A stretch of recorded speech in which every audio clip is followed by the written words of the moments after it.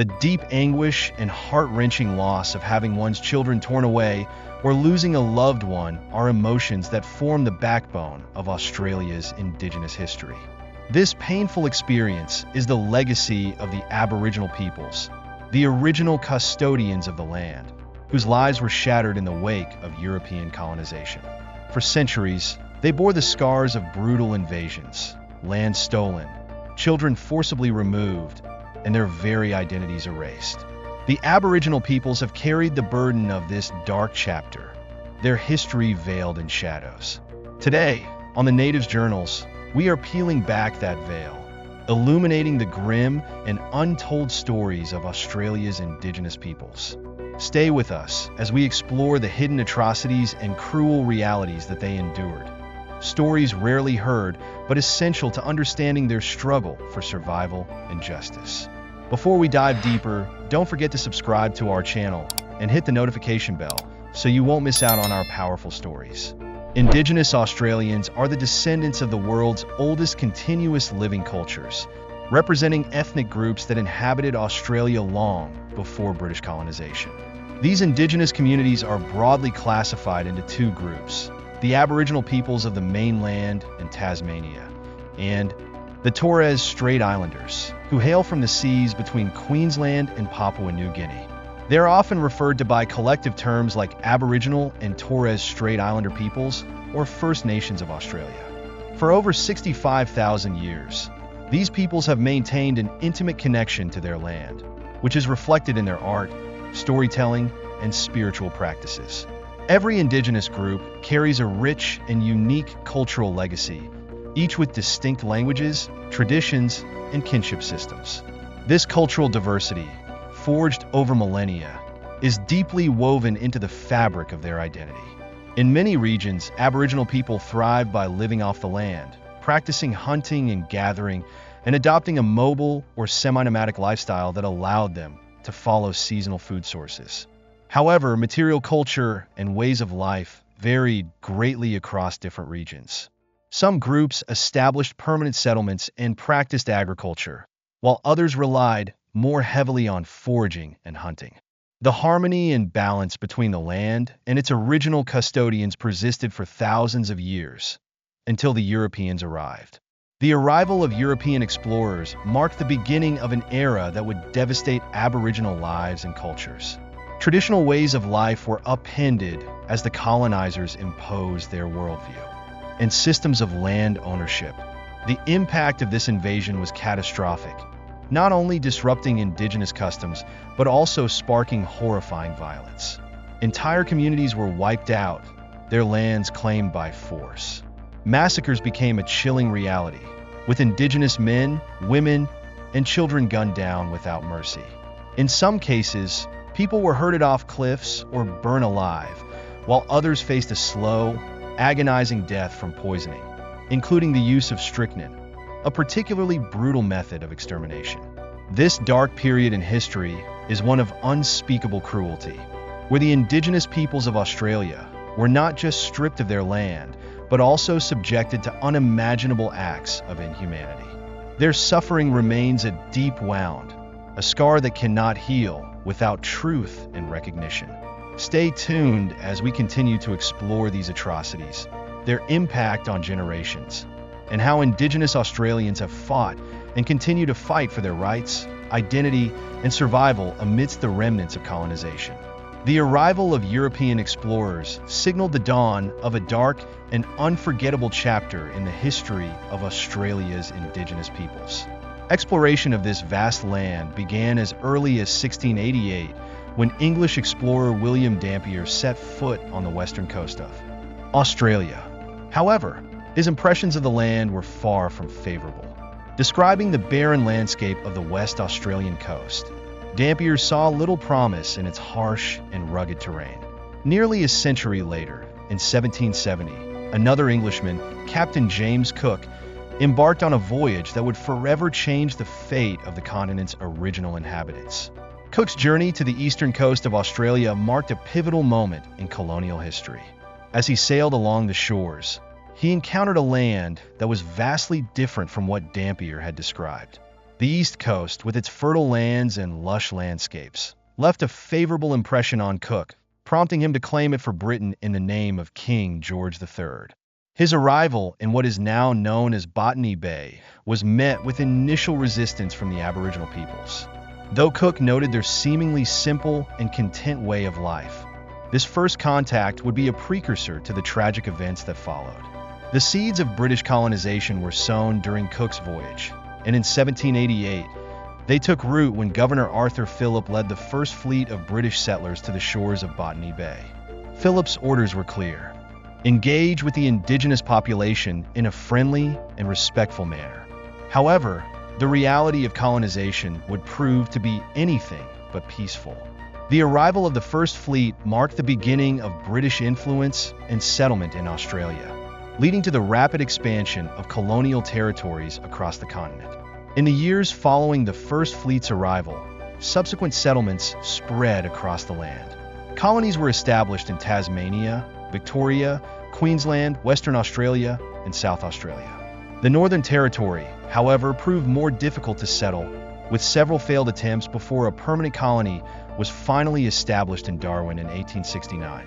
Australia's colonization diverged from the practices seen in North America and New Zealand, where treaties were often made between European settlers and indigenous populations. In Australia, no such treaties were drawn, leaving the indigenous peoples without legal recognition of their land rights. The First Fleet's members, influenced by their experiences with Native American tribes in North America, often misunderstood and misrepresented the Aboriginal people and their complex societal systems.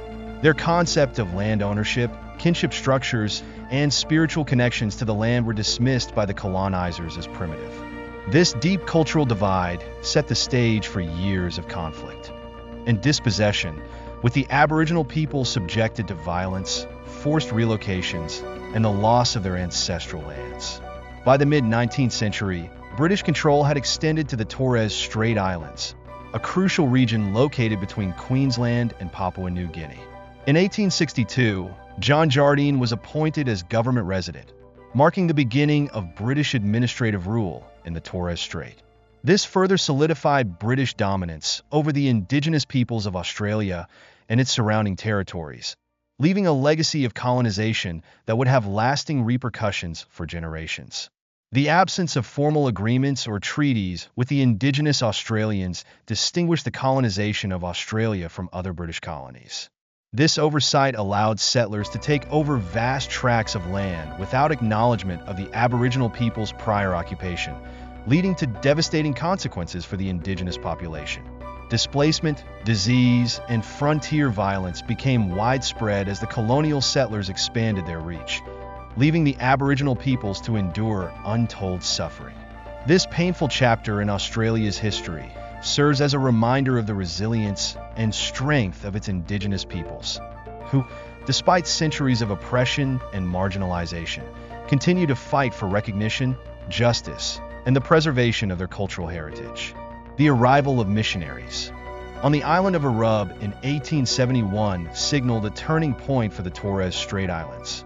Just a year later, in 1872, Queensland expanded its boundaries to include these islands, and by 1879, the Torres Strait Islands were officially annexed as part of the British colony.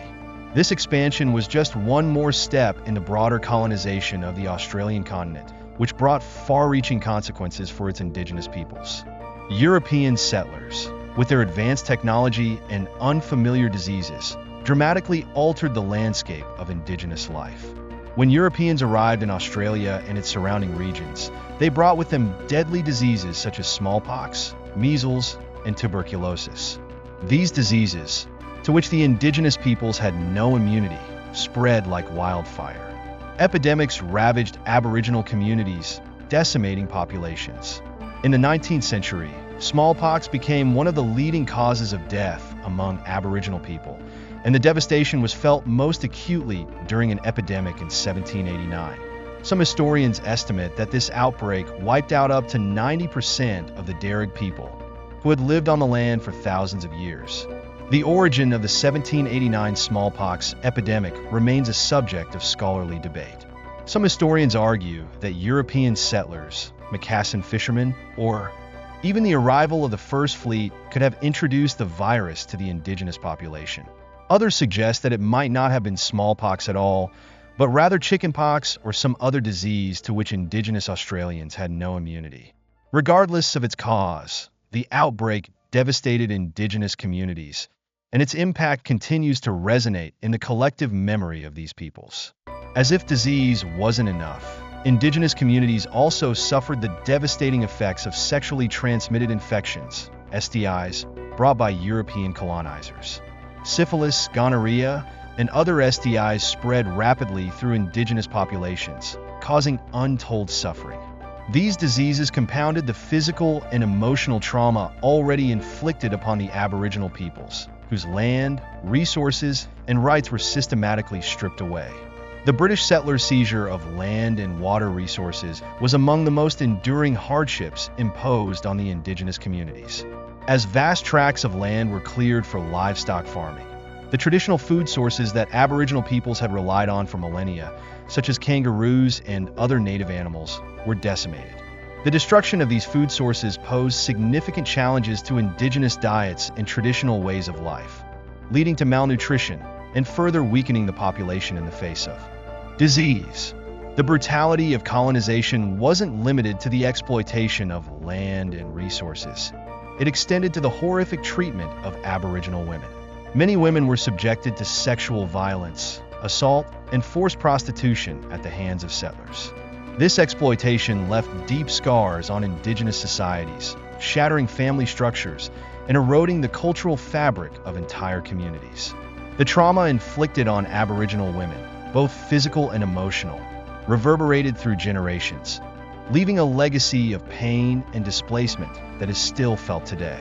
Racial abuse was another painful ordeal that Aboriginal people experienced under British colonization. The settlers, arriving in the late 18th century, brought with them deeply entrenched ethnocentric beliefs that cast indigenous peoples as inferior. These prejudiced views were rooted in a profound misunderstanding and dismissal of Aboriginal cultures, languages, and societies. British settlers often saw Aboriginal people as primitive and incapable of the civilization they themselves claimed to embody. This lack of appreciation for indigenous ways of life led to the widespread disregard of Aboriginal rights and humanity.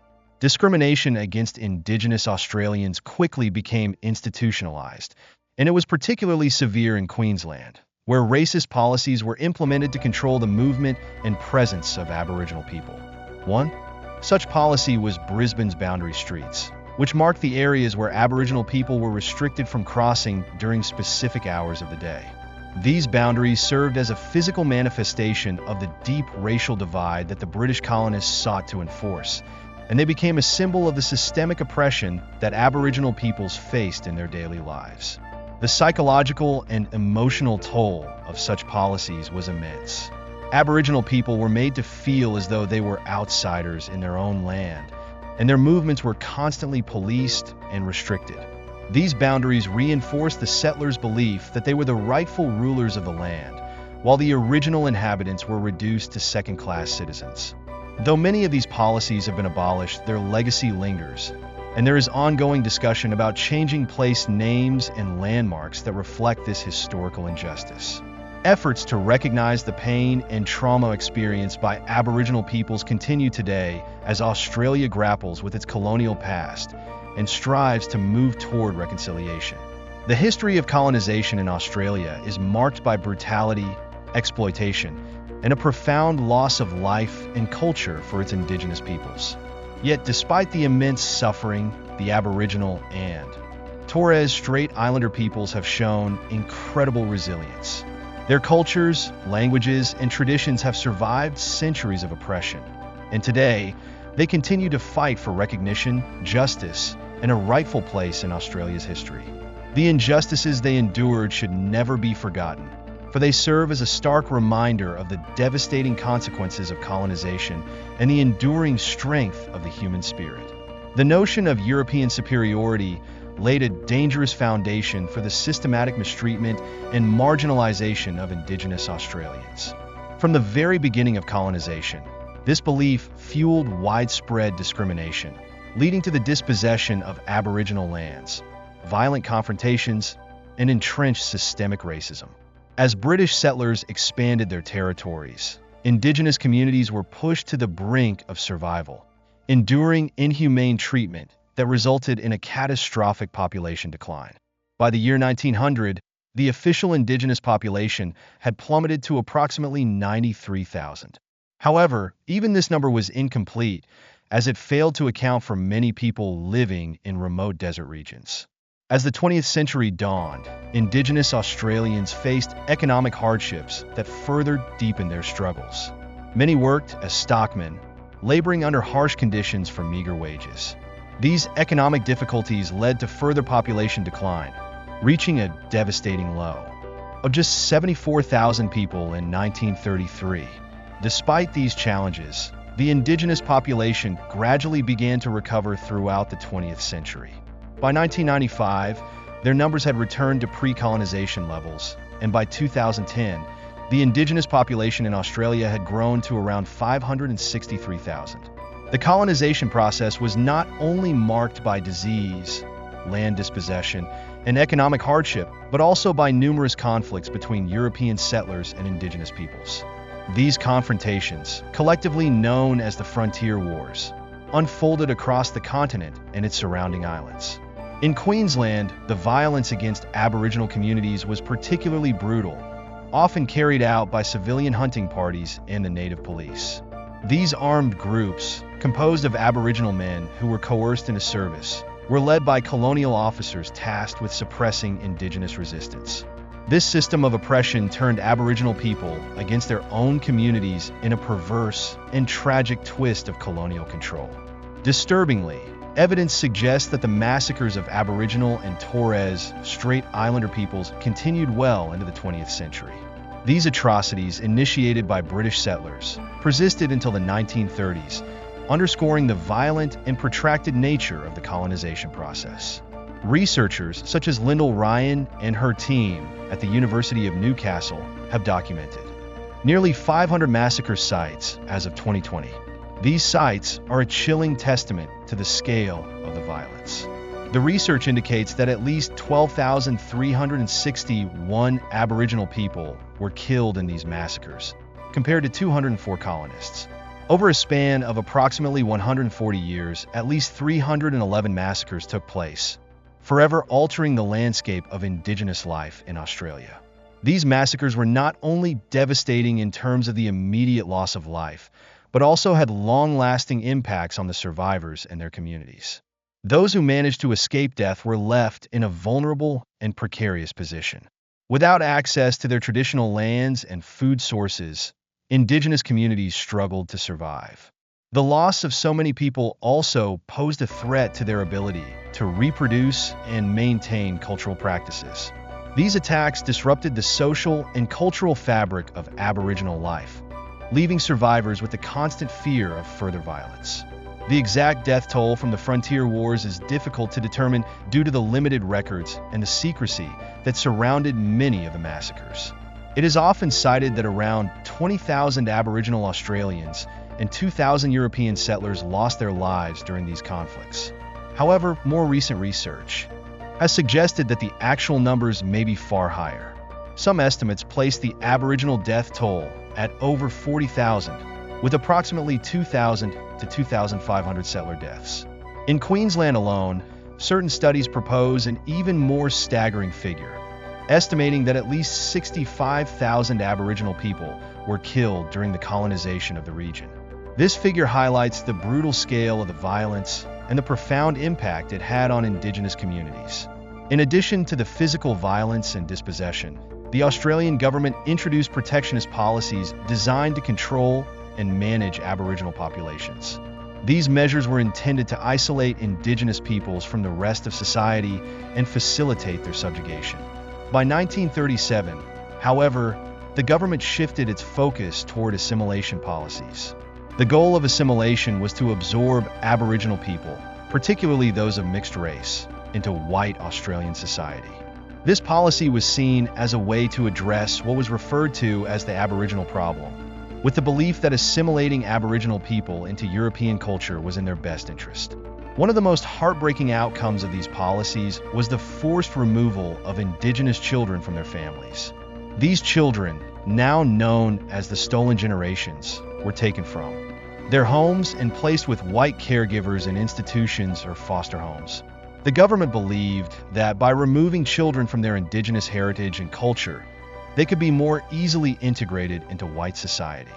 This process inflicted deep emotional trauma on both the children and their families, many of whom never saw their children again. The impact of the assimilation policy was not limited to children. Indigenous men and women were also forcibly removed from their traditional lands and relocated to missions, reserves, or penal colonies. These relocations were often carried out under brutal conditions.